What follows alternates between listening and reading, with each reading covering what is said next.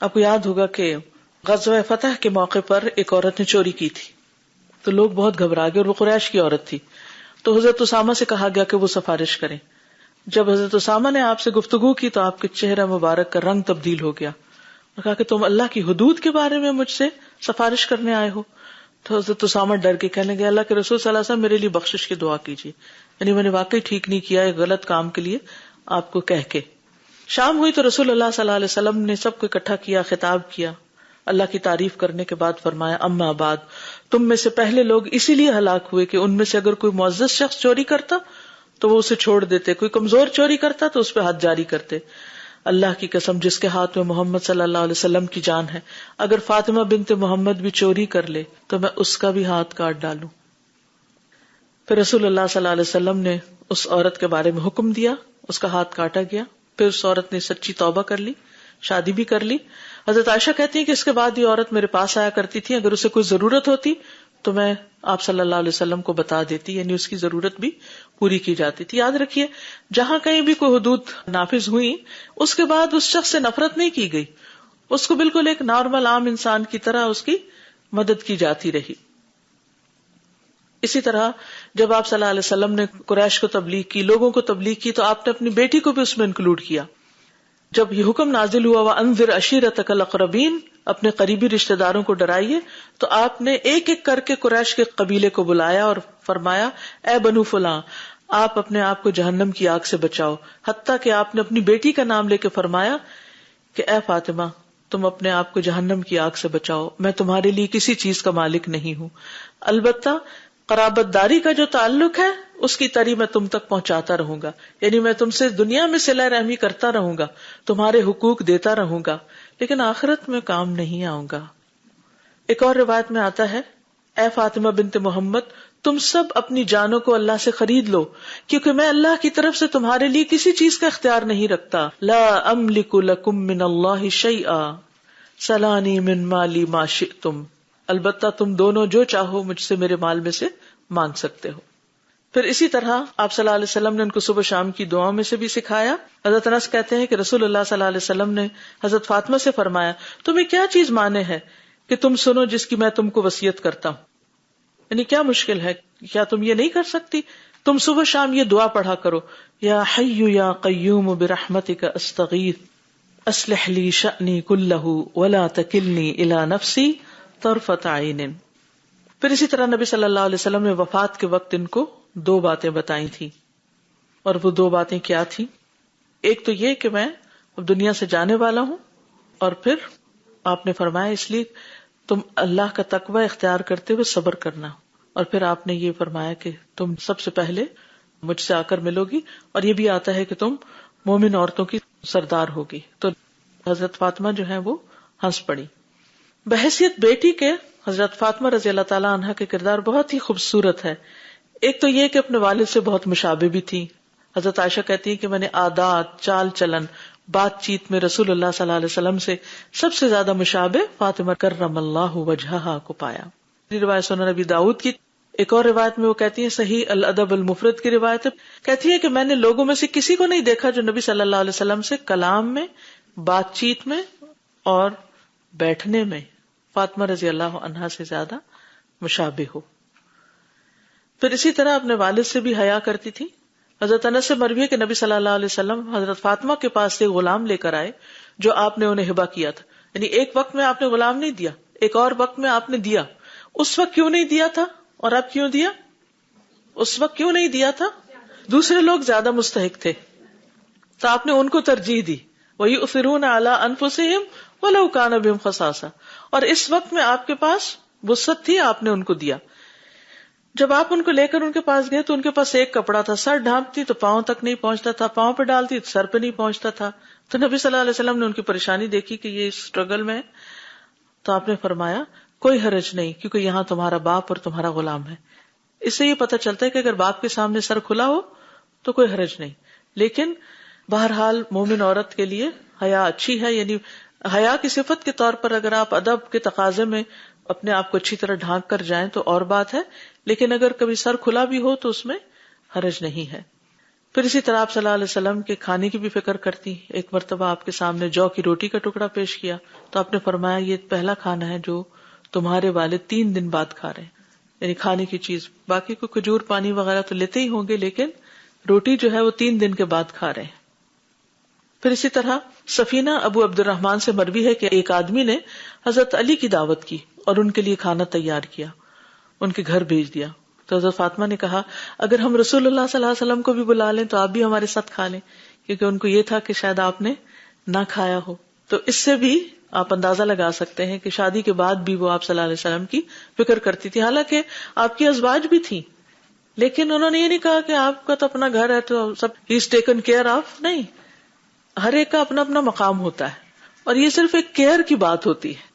بعض اوقات دوسرے کے پاس سب کچھ ہو سکتا ہے، لیکن دوسرے کو پوچھ لینا اس سے کیا ہوتا ہے کہ وہ ایک احساس ہوتا ہے نا کہ دوسرے کو خیال ہے ہمارا. پھر اسی طرح آپ کی خدمت کرنے والی بھی تھی. فتح مکہ کے سال جب آپ نہانے کے پانی کی طرف گئے تو حضرت فاطمہ نے آپ کے لیے پردہ تان دیا، پھر آپ نے کپڑا لے کر جسم پر لپیٹ لیا بعد میں نہا کر. پھر آپ کی خوشی میں خوش ہوتی تھی. ایک دفعہ نبی صلی اللہ علیہ وسلم کی کچھ ازواج نے حضرت فاطمہ کو نبی صلی اللہ علیہ وسلم کے پاس بھیجا. اس وقت آپ حضرت عائشہ کے ساتھ تھے، تو آپ نے ان کو آنے کی اجازت دی. آ کر کہنے لگی کہ آپ کی دوسری بیویوں نے مجھے آپ کے پاس بھیجا ہے کہ آپ ابو قحافہ کی بیٹی کے معاملے میں ہم سے انصاف کریں. یعنی حضرت عائشہ کو آپ بہت توجہ دیتے ہیں، ان سے بہت محبت کرتے ہیں، تو ہمیں بھی ایکولی یعنی اس طرح کا معاملہ کریں. تو حضرت عائشہ کہتی کہ میں اس وقت خاموش تھی، میں نے کچھ نہیں کہا کہ رسول اللہ صلی اللہ علیہ وسلم نے ان سے فرمایا اے میری چھوٹی بیٹی، کیا تم اس سے محبت نہیں کرتی جس سے میں محبت کرتا ہوں؟ انہوں نے کہا کیوں نہیں؟ پھر آپ نے فرمایا پھر اس سے محبت کرو. حضرت عائشہ نے کہا کہ جب حضرت فاطمہ نے یہ جواب سنا تو کھڑی ہو گئی اور واپس ازواج کے پاس گئی، اور جو کچھ انہوں نے رسول اللہ صلی اللہ علیہ وسلم سے کہا اور جو آپ نے فرمایا جواب میں وہ جا کے سب بتا دیا. تو کہنے لگی ہمیں لگتا ہے کہ تم نے ہماری طرف سے کچھ صحیح ترجمانی نہیں کی، یعنی ہماری بات پوری طرح نہیں پہنچائی، لہذا اب دوبارہ جاؤ اور رسول اللہ صلی اللہ علیہ وسلم کو ہماری بات اچھی طرح پہنچاؤ. تو وہ کہنے لگی کہ اب میں آپ سے اس بارے میں کبھی بھی بات نہیں کروں گی، یعنی تم لوگوں کا یہ میسج لے کے کبھی نہیں جاؤں گی، کیونکہ آپ نے بتا دیا تھا نا کہ مجھے عائشہ سے محبت ہے تو تم بھی محبت کرو. مطلب یہ تھا کہ اس کے بعد اس قسم کی بات نہ ہو، کیونکہ اگر آپ کوئی اور طرح ڈیفینڈ کرتے نہیں میں تو ایسا نہیں کرتا ویسے، وہ جا کے کہتی پھر وہ کہتی نہیں جا دیکھو یہ بات کرو نا، پھر وہ ایک سلسلہ شروع ہو جائے. آپ نے وہیں دروازہ بند کر دیا، بات ختم. یہ بھی ایک بہت بڑی اسکل ہوتی ہے، اس طرح کے جھگڑوں کو نپٹانا اور اس طرح کی باتوں کو کلوز کر دینا. اس طرح کی گفتگوؤں کی کلوزنگ بہت ضروری ہے، خصوصاً لوگوں کے درمیان جب جھگڑے اور شکوے اور فتنے ہو جائیں. ایک بات کی اور بات ختم، اس بات کو بار بار دہرانا نہیں چاہیے، کیونکہ کچھ چیزیں ایسی ہوتی ہیں، کچھ انسانی جذبات ایسے ہوتے ہیں کہ جن کو آپ کبھی بھی سیٹسفائی کر ہی نہیں سکتے.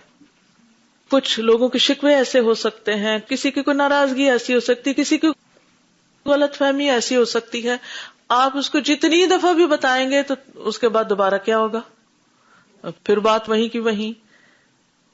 تو پھر کیا کرنا چاہیے؟ ایسے موضوعات پر بات زیادہ نہیں کرنی چاہیے، کیونکہ اس کا حل کچھ نہیں، کیونکہ یہ انسانی جذبات بڑی عجیب چیز ہے، اور پھر انسان کے دل میں بعض اوقات کوئی جو خیال آ جاتا ہے نا، اس کو اتنی آسانی سے بندہ نکال نہیں سکتا. تو اس وقت انسان اپنا موقف واضح طور پر بیان کر دے اور اس کے بعد بات ختم. پھر اسی طرح وہ نبی صلی اللہ علیہ وسلم کی ناراضگی کی فکر کرنے والی بھی تھی، یعنی آپ کی خوشی میں خوش ہوتی تھی اور آپ کی ناراضگی میں فکر مند ہوتی تھی. جب آپ نے وہ پردہ لٹکایا جو منقش تھا اور جو پتا چلا کہ نبی صلی اللہ علیہ وسلم کو پسند نہیں، تو آپ نے پوچھا کہ پھر مجھے اس کا کیا کرنا چاہیے، اور اس کو نکال دیا کہ جو چیز میرے باپ کو پسند نہیں میں نہیں کروں گی. اور آپ صرف باپ نہیں تھے، آپ اللہ کے رسول بھی تھے صلی اللہ علیہ وسلم. پھر اسی طرح نبی صلی اللہ علیہ وسلم کے جو دشمن تھے، ان کی جو سازشیں تھیں ان پر پریشان بھی ہوتی تھی. ابن عباس کہتے ہیں کہ قریشیوں کے اشراف حتیم میں جمع ہوئے اور انہوں نے لات اور عزا اور تیسرا جو منات تھا اور نائلہ اور اساف کے نام پر معاہدہ باندھا، جیسے ہم اللہ کے نام پر کرتے ہیں بتوں کے نام پر. اگر ہم نے محمد صلی اللہ علیہ وسلم کو دیکھا تو یہ اخبارگی ان پہ ٹوٹ پڑیں گے اور قتل کیے بغیر پیچھے نہیں ہٹیں گے. آپ صلی اللہ علیہ وسلم کی بیٹی فاطمہ روتی ہوئی آپ کے پاس آئی اور کہا ان قریشی سرداروں نے آپ پر معاہدہ کیا ہے کہ جہاں بھی آپ کو دیکھیں گے یکبارگی حملہ کر کے آپ کو قتل کر دیں گے، اور ان میں سے ہر آدمی آپ کے خون میں سے اپنے حصے کا فیصلہ کر چکا ہے۔ آپ نے فرمایا میری بیٹی وضو کے لیے پانی لاؤ۔ اب آپ دیکھیے، جب آپ نے سنا کہ لوگ میرے خلاف سازشیں کر رہے ہیں تو کیسے مقابلہ کیا؟ آپ نے فرمایا وضو کا پانی لاؤ۔ وہ پانی لائیں، آپ نے وضو کیا اور آپ مسجد میں چلے گئے۔ جب انہوں نے آپ کو دیکھا، یعنی جو وہ سازشی تھے، تو انہوں نے اپنی آنکھوں کو جھکا لیا، سروں کو جھکا لیا، اپنی جگہوں پہ ٹک کر کھڑے ہو گئے۔ کسی نے آپ کی طرف نہیں دیکھا، کوئی آپ کی طرف لپک نہ سکا۔ تو رسول اللہ صلی اللہ علیہ وسلم ان کی طرف گئے، یہاں تک کہ ان کے سر پہ کھڑے ہو گئے، پھر مٹھی میں مٹی بھری اور آپ نے اس طرح پھینکی اور فرمایا شاہت الوجوہ، تو ان کے چہرے بھدے ہو گئے، اور جس جس شخص کے چہرے پر وہ مٹی لگی تھی بدر کے دن وہ سب قتل ہو گئے تھے۔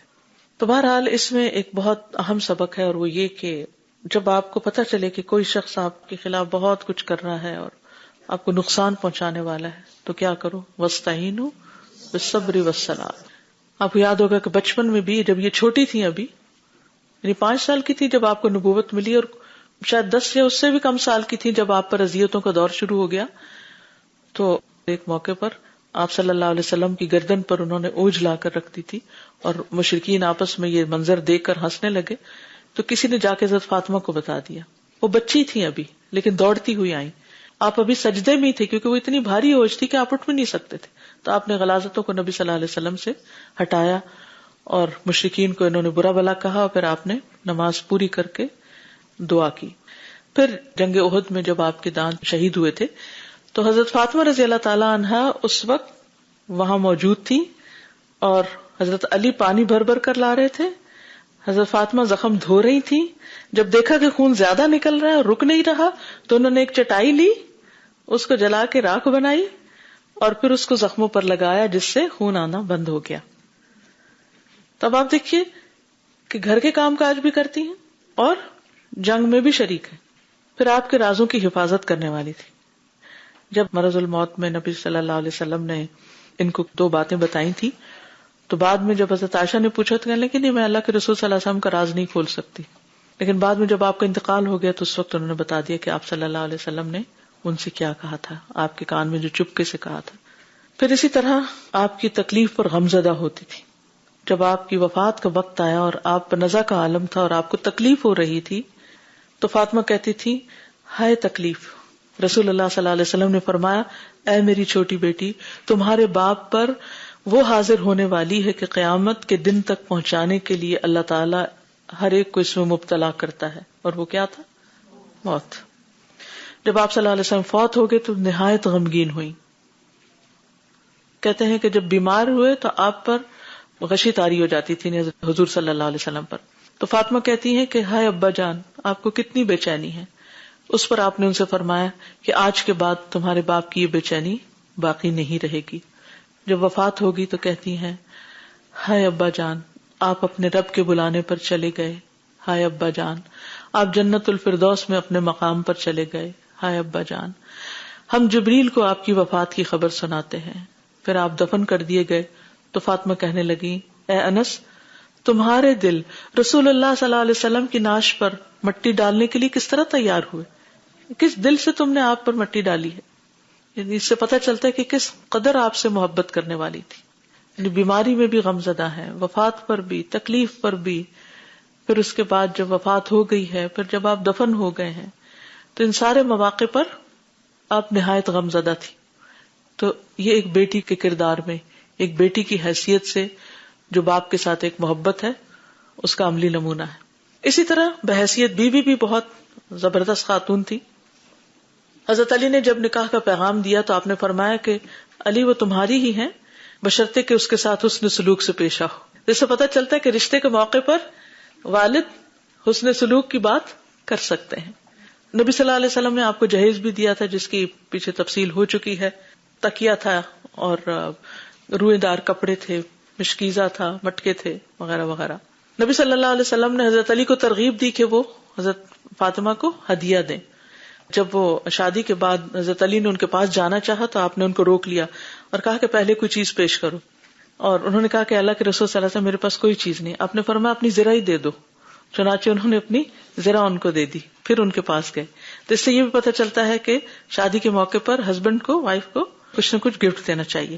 یہ گفٹ اگر مہر کے علاوہ ہے اور اللہ نہ کرے کہ کبھی بعد میں کوئی ناراضگی ہوتی ہے تو یہ نہیں کہ اس کو واپس لیا جائے, کیونکہ تحفہ دے کر واپس نہیں لیا جاتا.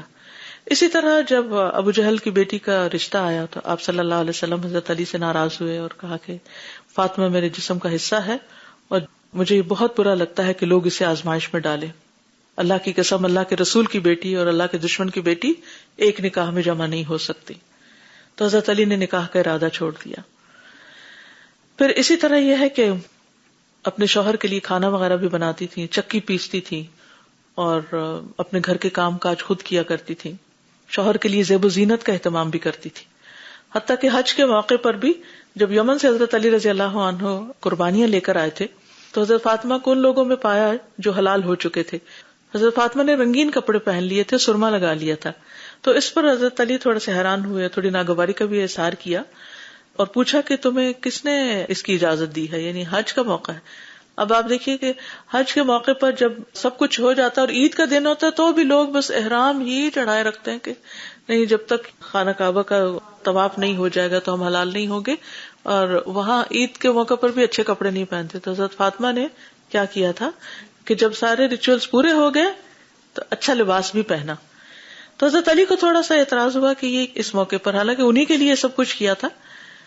تو وہ کہتے ہیں کہ میں حضور صلی اللہ علیہ وسلم کے پاس گیا اور ان کو فاطمہ کے بارے میں بتایا اور غصہ دلایا کہ دیکھیے انہوں نے سرما بھی لگا لی اور کیسے کپڑے پہن لی.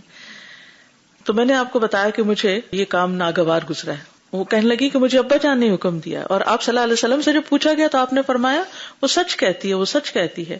آپ نے حضرت فاطمہ کی طرفداری کی. پھر یہ کہ شوہر کی ناراضگی میں پریشان بھی ہوتی تھی. ایک مرتبہ جب حضرت علی ناراض ہو کے چلے گئے اور مسجد میں جا کے سو گئے, نبی صلی اللہ علیہ وسلم آئے, پوچھا کہاں ہیں, پتہ چلا کہ وہ گھر سے خفا ہو کے چلے گئے. تو آپ صلی اللہ علیہ وسلم ان کے پیچھے چلے گئے اور جا کر ان کو پیار سے ان کے جسم پر جو مٹی لگی تھی اس کو ہٹایا اور کہا ابو تراب اٹھو, ابو تراب اٹھو. پھر اسی طرح بحیثیت ماں کے بھی بہت اچھی ماں تھی اور گھر کے کاموں میں بہت محنت کرنے والی تھی. بچوں کی بھوک کے باوجود حلال حرام کی فکر کرنے والی تھی. ایک مرتبہ حضرت علی رضی اللہ تعالیٰ عنہ حضرت فاطمہ کے پاس آئے تو حضرت حسن اور حسین رو رہے تھے. پوچھا کیوں رو رہے ہیں؟ بتایا گیا کہ بھوک کی وجہ سے رو رہے ہیں. حضرت علی جو ہی باہر نکلے تو بازار میں ایک دینار پڑا ان کو ملا.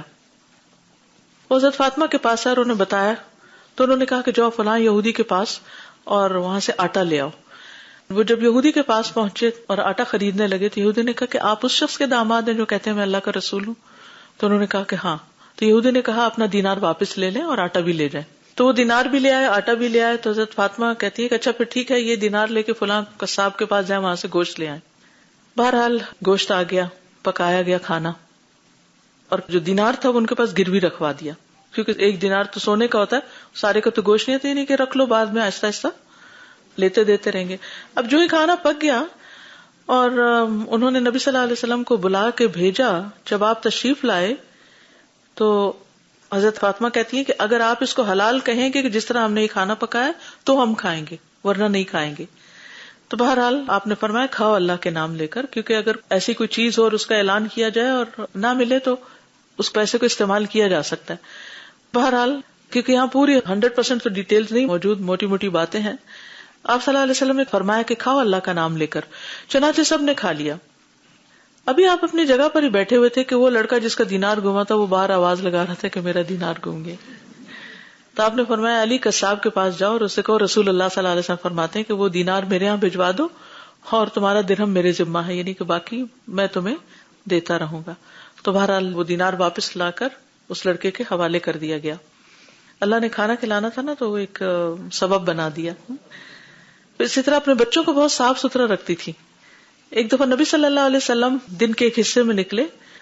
حضرت ابو ہریرہ کہتے ہیں نہ آپ مجھ سے بات کر رہے تھے نہ میں آپ سے کر رہا تھا, تو آپ بنو قینقاع کے بازار میں پہنچ گئے. پھر واپس ہوئے تو حضرت فاطمہ کے گھر کے صحن میں جا کر بیٹھ گئے. فرمایا کیا کوئی ادھر بچہ ہے, کیا کوئی ادھر چھوٹا ننھا بچہ ہے؟ تو حضرت فاطمہ نے بچے کو ابھی کچھ دیر کے لیے روکا ہوا تھا کیونکہ وہ ان کو کوئی ہار پہنا رہی تھی یا ان کو نہلا رہی تھی. تو حضرت حسن دوڑتے ہوئے آئے تو آپ نے انہیں گلے سے لگا لیا، ان کو پیار کیا اور کہا اللہم احببہ واحب من یحبہ، اللہم احببہ، اللہ آپ ان سے محبت کیجئے اور جو ان سے محبت کرے اس سے بھی محبت کیجئے. تو اس واقعے سے یہ اندازہ ہوتا ہے کہ آپ اپنے بچوں کو نہلاتی دھلاتی اور ان کو ہار پہناتی اور ان کو سجاتی بناتی بھی تھی. تو چھوٹے بچوں کے جذبات کا خیال رکھنا چاہیے. اور نبی صلی اللہ علیہ وسلم کی وفات کے چند ماہ بعد ان کا انتقال ہو گیا تھا، تقریباً 6 ماہ کے بعد. وفات سے پہلے ان کو غسل کے لیے اپنے پردے کی بہت فکر تھی. حضرت اسماء جو تھی ان سے کہنے لگی کہ مجھے وہ بہت برا لگتا ہے جو عورتوں کے ساتھ کیا جاتا ہے کہ نہلاتے وقت یعنی میت کے غسل کے وقت ان کے اوپر ایک پتلا کپڑا ڈال دیا جاتا ہے جس سے ان کے سارا جسم جو ہے وہ نظر آنے لگتا ہے.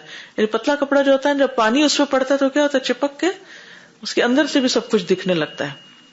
تو اسماء نے کہا کہ اللہ کے رسول صلی اللہ علیہ وسلم کی بیٹی، کیا میں آپ کو وہ چیز نہ بتاؤں جو حبشہ والے کرتے ہیں؟ انہوں نے پھر تر کھجور کی شاخیں منگوائیں، ان کو دوہرا کیا اور ان کو جھکا دیا اور ان پر کپڑا ڈالا، یعنی ذرا سا وہ اٹھ گیا. حضرت فاطمہ نے کہا یہ کتنا اچھا اور خوبصورت کام ہے، اس کے ذریعے سے مرد اور عورت کا فرق پتہ چل جائے گا. پھر اس کے ذریعے سے عورت پہچانی جائے گی کہ عورت کی میت ہے. یعنی جب کفن بھی پہنایا جائے تو اس وقت بھی اگر آس پاس کچھ ہو، کپڑا اوپر اٹھا ہوا ہو. پھر کہا کہ جب میں فوت ہو جاؤں تو صرف تم اور علی مجھے غسل دیں اور میرے پاس کوئی نہ آئے. تو ایسے ہی ہوا، جب وہ فوت ہوئی تو حضرت علی رضی اللہ عنہ نے اور حضرت اسماء نے ان کو غسل دیا. یہاں سے اس بات کی بھی تردید ہو جاتی ہے کہ جو لوگ کہتے ہیں کہ جب عورت فوت ہو جاتی ہے تو پھر اس کے شوہر کو اس کا چہرہ نہیں دیکھنا چاہیے. ان سے ایک حدیث بھی مروی ہے ترغیب و ترہیب میں. حضرت فاطمہ کہتی ہیں رسول اللہ صلی اللہ علیہ وسلم نے فرمایا میری امت کے بدترین لوگ وہ ہوں گے جو نعمتوں میں پالے جائیں گے، طرح طرح کے کھانے کھائیں گے، رنگا رنگ کپڑے پہنیں گے اور گفتگو میں بے احتیاطی کریں گے. یعنی دنیا کی تو بڑی نعمتیں ان کو میسر ہوں گی لیکن بات کرتے وقت وہ جو دل میں آئے گا بولتے چلے جائیں گے. اصل میں انسان کی قدر و قیمت یا انسان کیا ہے اس کی زبان سے نکلنے والے لفظ ہی تو ڈٹرمن کرتے. پھر اسی طرح ایک موقع پر آپ نے فرمایا کہ فاطمہ میرا ٹکڑا ہے، جو چیز اسے پریشان کرتی ہے وہ مجھے بھی کرتی ہے اور جو چیز اسے خوش کرتی ہے وہ مجھے بھی کرتی ہے. قیامت کے دن سب حسب نسب منقطع ہو جائیں گے سوائے میرے نسب، رشتے، قرابت اور دامادگی کے. کتاب نکال لیجیے. حدیث 111. حدثنا ابو الولید حدثنا ابن عیینۃ عن عمرو بن دینار عن ابن ابی ملیکۃ عن المسور بن مخرمۃ ان رسول اللہ صلی اللہ علیہ وسلم قال فاطمۃ بدعۃ منی فمن اغضبها اغضبنی. امام بخاری کہتے ہیں ہم سے ابو الولید نے بیان کیا، کہتے ہیں کہ ہم سے سفیان بن عیینہ نے، انہوں نے عمرو بن دینار سے، انہوں نے ابن ابی ملیکہ سے، انہوں نے مسور بن مخرمہ سے کہ حضرت صلی اللہ علیہ وسلم نے فرمایا فاطمہ میرا ایک ٹکڑا ہے، جو کوئی فاطمہ کو ناحق غصہ دلائے اس نے مجھے غصہ دلایا. ایک اور روایت میں آتا ہے وہ میرے جسم کا ٹکڑا ہے، جو چیز اسے پریشان کرتی ہے وہ مجھے بھی پریشان کرتی ہے، اور اسی طرح جو چیز اس کے لیے تکلیف دہ ہے وہ میرے لیے بھی باعث اذیت ہے. تو اس سے اندازہ ہوتا ہے کہ نبی صلی اللہ علیہ وسلم نے ان کو کتنا بڑا مقام دیا، آپ کتنی زیادہ ان سے محبت کرتے تھے اور کس طرح ان کو اپنے جسم کا ٹکڑا بتاتے تھے. ویسے بھی اولاد جسم کا ایک حصہ ہی ہوتی ہے لیکن حضرت فاطمہ سے آپ کو خصوصی محبت تھی. اللہ سبحانہ وتعالی ہمیں بھی ان کے نقش قدم پر چلنے کی توفیق دے. کوئی ایک آدھ بات آپ کہنا چاہیں جو آپ نے ان کے حالات سے سیکھا، اور مجھے امید ہے آپ نے اہم باتیں تو نوٹ کر ہی لی ہوگی کیونکہ جنت کی عورتوں کی سردار ہیں. اگر ہم جنت میں جانا چاہتے ہیں تو ہمیں بھی ان کے طریقے پر چلنا ہوگا. تو عمومی طور پر جو چیز ہمارے سامنے آتی ہے وہ کیا ہے؟ بہترین مسلمان تھی، نبی صلی اللہ علیہ وسلم کا ساتھ انہوں نے دیا، آپ کے دین کے راستے میں آنے والی مشقتوں میں، غزوات میں شریک ہوئی، غزوہ احد میں شریک ہوئی. اسی طرح بہترین بیٹی، بہترین ماں، بہترین بیوی تھی، اور نبی صلی اللہ علیہ وسلم کی محبوب ترین بیٹی تھی، اور فصاحت و بلاغت یعنی زبردست زبان جانتی تھی. کچھ کہنا چاہیں؟ جی. السلام علیکم ورحمۃ اللہ. استاذہ آپ نے جیسے کہا کہ ان کی نیچرل زندگی تھی کہ ہر رشتے کو اس کا حق دے رہی ہیں، اور جیسے کہ شوہر نے ابھی کہہ دیا کہ تم نے سرما کیوں لگایا اور کپڑے کیوں ایسے پہنے، یعنی کہ یہ باتیں ان کی زندگیوں میں ہوتی تھی لیکن وہ پھر بھی اپنے رشتوں کے حق نبھایا کرتی تھی، یعنی کہ اسی کو زندگی کا محور بنا لی اور ساری چیزیں ضائع ہو گئی. جی یعنی یہ نہیں کیا انہوں نے کہ وہ موڈ آف کر لیں کہ میں نے تو آپ کے لیے کپڑے پہنے تھے اور آپ ہی نے میرے پہ اعتراض کر دیا، اور نہیں، ایسا کچھ نہیں، بلکہ حضرت علی نے جا کے پوچھ لیا اور نبی صلی اللہ علیہ وسلم نے دفاع کر دیا، بات ختم ہو گئی. جی اللہ کے محبوب نبی کے بیٹی ہوتے ہوئے کتنی سادگی کی زندگی. جیسے آج کل ایک سٹیٹس مل جائے، ان کے بچے کیسے کیسے لگژری میں جیتے ہیں اور کیا کیا باہر جا کے سب کچھ اپنانا چاہتے ہیں نا، بول کے کہ میں اس کی بیٹی ہوں، اس کی بالکل. بیٹی ہوں. لیکن اس کا نقصان کیا ہوتا ہے، پھر وہ بچے آگے نہیں بڑھ سکتے. استاذہ وہ اپنی وفات کے بارے میں سن کے خوش ہوتی ہے. جی اگر ہمارے والد والدین ایسی کوئی بات کرے تو ہمارا حال کیا ہوگا؟ بالکل. اس سے ان کا تقویٰ اور محبت دونوں ظاہر ہوتی ہے. بالکل.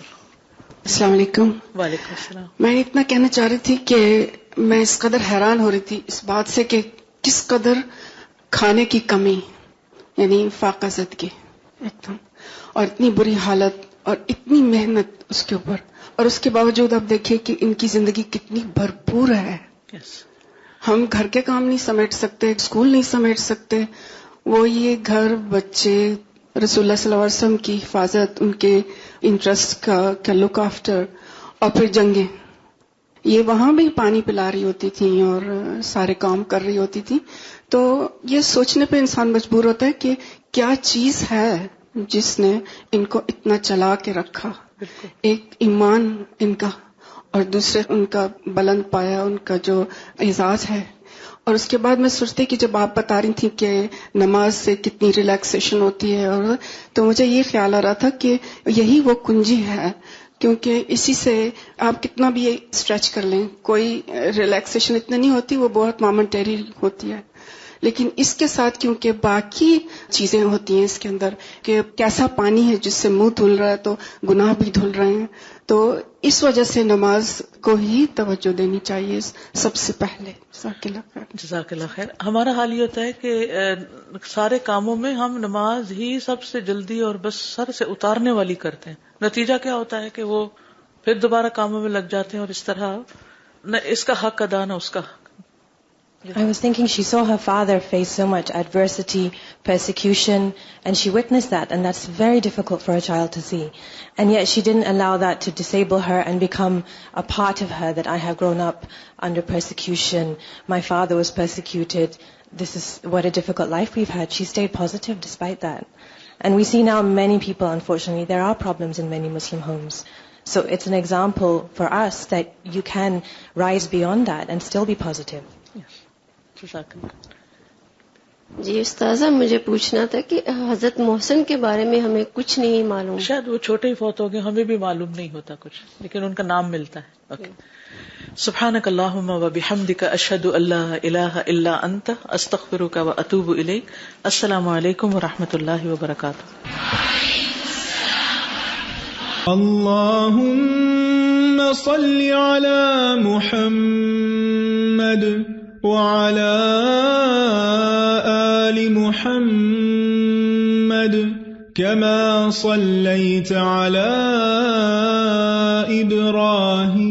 إبراهيم وعلى آل إبراهيم إنك حميد مجيد. اللهم بارك على محمد وعلى آل محمد كما باركت على إبراهيم وعلى آل إبراهيم إنك حميد مجيد.